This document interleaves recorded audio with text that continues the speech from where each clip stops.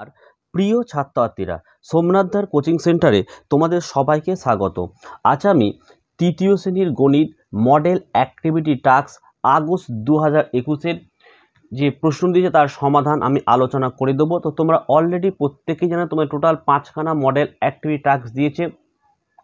তার মধ্যে 3খানা তোমাদের দেওয়া হয়েছে এবং বাকি 2খানা আগস্ট মাসে কিন্তু দিয়ে দেওয়া হবে।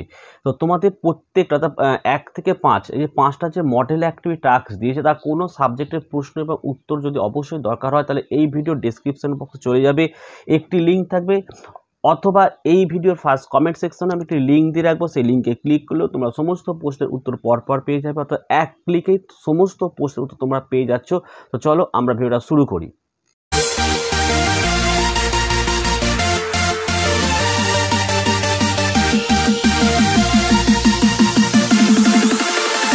তো তোমরা দেখো নিচের প্রশ্নগুলির উত্তর লেখো। 1 নম্বরে কি বলছে? বহুমুখী উত্তরধর্মী প্রশ্ন এমসিকিউস।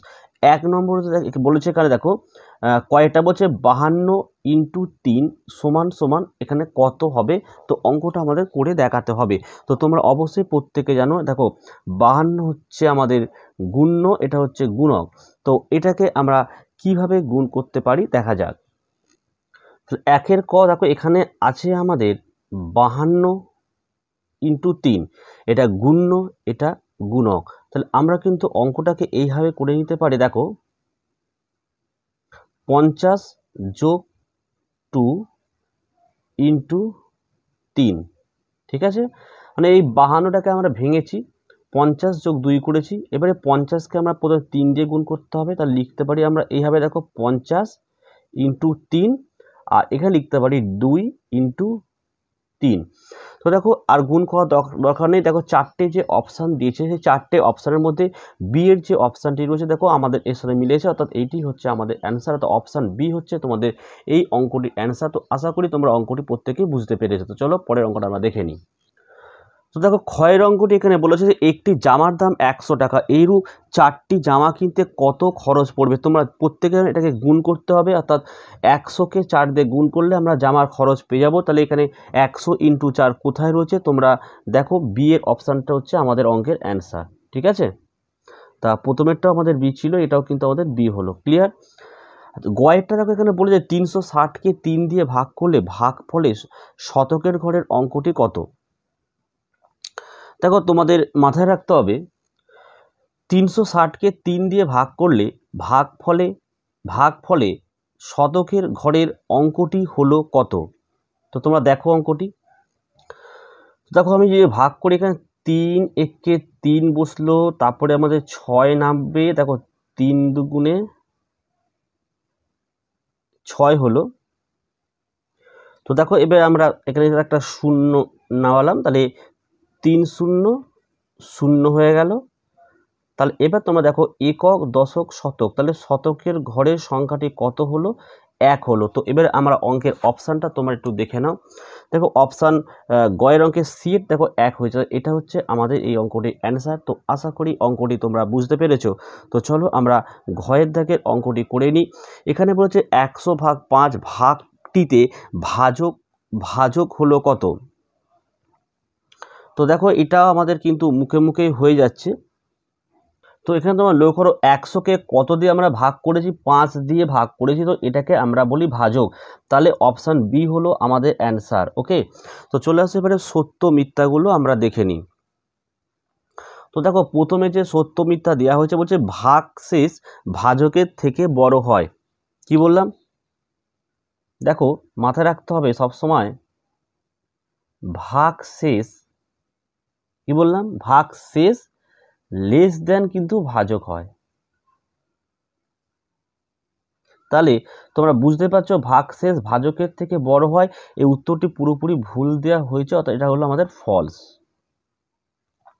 এবারে ক্ষয়েরটা তোমরা চলে আসো, দেখো 77/7 ভাগটিতে 80/8 ভাগফল থেকে 1 বেশি। তো এটা সত্য না মিথ্যা? চলো অঙ্কটা আমাদের করতে হবে। তাহলে অঙ্কটি কিন্তু আমি এখানে দেখো করে ফেলছি, তোমরা ভালো করে দেখো।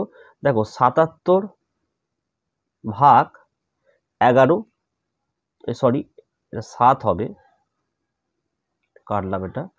দেখো 77/7, তাহলে 7 11 77 হলো। আর আছে দেখো এখানে 80 ভাগ 8, তাহলে 8 10 80। তাহলে সুতরাং 11 থেকে যদি আমরা 10 বিয়োগ করি দেখো কত হয়, 1 হয়। তাহলে এটা আমাদের কি হচ্ছে দেখো, ট্রু হচ্ছে।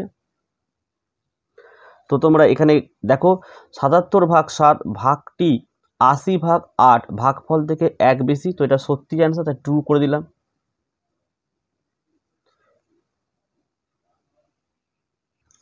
এবার তোমরা গয়ের অঙ্কটি দেখে নাও, যে বলছে জোড় সংখ্যার একটি জোড়া হলো 12 13। এটা কখনোই সম্ভব নয়, কারণ এটা পরপর জোড় সংখ্যা নয়, তাই তোমার এটা কিন্তু ফলস অ্যান্সার হয়ে গেল। চলে আসো আমাদের ঘয়ের অঙ্কটা। এখানে বলছে দ্বিমাত্রিক চিত্রটিতে দেখো ত্রিভুজ আছে দুটি। তো এখানে আমরা দুটি দেখতে পাচ্ছি না, কারণ একটা দেখো পুরো বড় ত্রিভুজ, তো এখানে আমরা দেখতে পাচ্ছি একটা, এখানে একটা দেখো দুটো, আর এখানে একটা তিনটে রয়েছে, কিন্তু এখানে দুটি বলা হয়েছে, তাহলে এটা আমাদের ফলস হলো। আশা করি তোমরা অঙ্কটি বুঝতে পেরেছো। তো চলো পরের অংশটি আমরা দেখে নিই। তো দেখো পরের অঙ্কটি আমাদের বলেছে বাম দিকের সঙ্গে ডান দিক মেলাতে হবে যে কোনো তিনটি, অর্থাৎ সবকটাই আমরা করে নেব। তো দেখো এখানে রয়েছে একটা 100 টাকার নোট, আর এখানে দেখো রয়েছে 4 নম্বর অপশান, দেখো এখানে 50 টাকার নোট, এটা 20 টাকার নোট, এটা 20 টাকার নোট, আর এটা হচ্ছে আমাদের 10 টাকার নোট। তাহলে 50 আর 20 70, 70 আর 20 90, আর এখানে 10 কত হলো 100 হলো। তাহলে বুঝতে পারছো এটার সাথে কিন্তু আমাদের এটা সম্পর্ক হলো। ঠিক আছে, পরেরটা তোমরা দেখো দুয়েরটা এখানে কি বলেছে দেখো, 50 টাকার নোট, এটাও 50 টাকার নোট, এটাও 50, এটাও 50, তাহলে 200 টাকা হলো।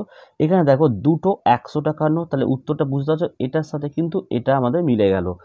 এবার দেখো এখানে একটা 65 টাকা রয়েছে, তোমরা এখানে দেখতে পাচ্ছ 50 টাকার নোট, আর এখানে 10 টাকার নোট আর 5 টাকার কয়েন, তাহলে এটা হলো আমাদের 65 টাকা। আচ্ছা পরেরটা তোমরা দেখে নাও কি আছে, 5 টাকার 4টি কয়েন 20 টাকা হলো, এখানে দেখো 20 টাকা রয়েছে, তাই এটার সাথে এটা হলো আমাদের উত্তর। ওকে, তো আশা করি তোমরা অঙ্কটি বুঝতে পেরেছো। তো চলো পরের অঙ্কটা আমরা দেখে নিই। তো দেখো 4-এর দাগে দুটি অঙ্ক দিয়েছে, একটা ক একটা খ। প্রথমে 4-এর দাগে কথা গুণ দিয়েছে একটা, আমরা গুণটা করে নিই। তো এই হচ্ছে গুণটা, একদম সোজা গুণ, তোমরা প্রত্যেকেই পারবে। এইভাবে তোমরা লিখে নেবে একক দশক শতক। দেখো আমি 1 3 5 পরপর লিখেই 6 দিয়ে গুণ করে, দেখো 5 6 30 0, হাতে 3 থাকে, তাহলে 3 6 18, আর 3 21 1, হাতে হচ্ছে 2, 6 1 6 2 8, তাহলে 810 হলো তোমাদের এই গুণের অ্যান্সার। তো চলো আমরা পরের অঙ্কটি দেখি কেন কি বোঝা। দেখো ক্ষয়ের অঙ্কটা দেখো, ক্ষয়টা বলছে 605টি আপেল, 605টি আপেল 6টি বাক্সে সমান সংখ্যায় রাখলে প্রত্যেকটি বাক্সে কতগুলি আপেল রাখা হলো, বাক্সের বাইরেও কতগুলো রইলো। তো এই অঙ্কটি আমাদের কিন্তু করতে হবে। তো কি করতে হবে, এটা ভাগ করতে হবে। তা দেখো আমি ভাগটা এখানেই করে দিচ্ছি অঙ্কটাকে।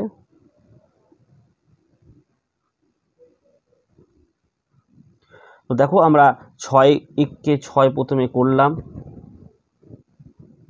হয়েছে। এখানে দেখো 0 নিলাম, ভাগ না গেলে দেখো 0 নিলাম, এখানে 0 বসাতে হবে। এখানে দেখো আমাদের কত বসাতে হবে বলো, এখানে আমাদের কিন্তু 5 কিন্তু বসাতে হলো, কিন্তু ভাগ তো আমাদের গেল না। তাহলে আমাদের কি করতে হবে, এখানে কিন্তু আর একটা 0 নিতে হবে, তাই না। এখানে 0 নাও, যদি বিয়োগ করি আমরা তাহলে কত হয় বলো, 5ই কিন্তু হলো। তাহলে অঙ্কটিতে আমাদের কি বলছে দেখো, যে 6টি বাক্সে সমান সংখ্যা রাখলে প্রত্যেকটি বাক্সে কতগুলি আপেল রাখবে। তাহলে প্রত্যেকটি বাক্সে আমাদের 100টি, আমরা উত্তরটা আমি এখানে লিখেছি দেখে নাও।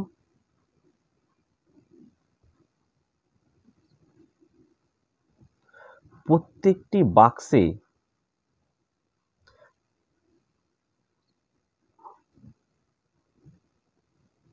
আপেল থাকবে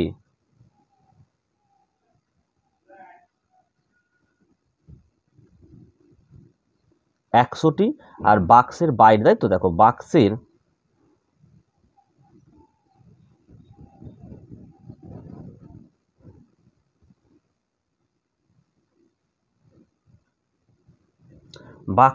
বাইরে আপেল থাকবে, যেটা ভাগ শেষ হচ্ছে সেটা তাহলে থাকবে 5টি।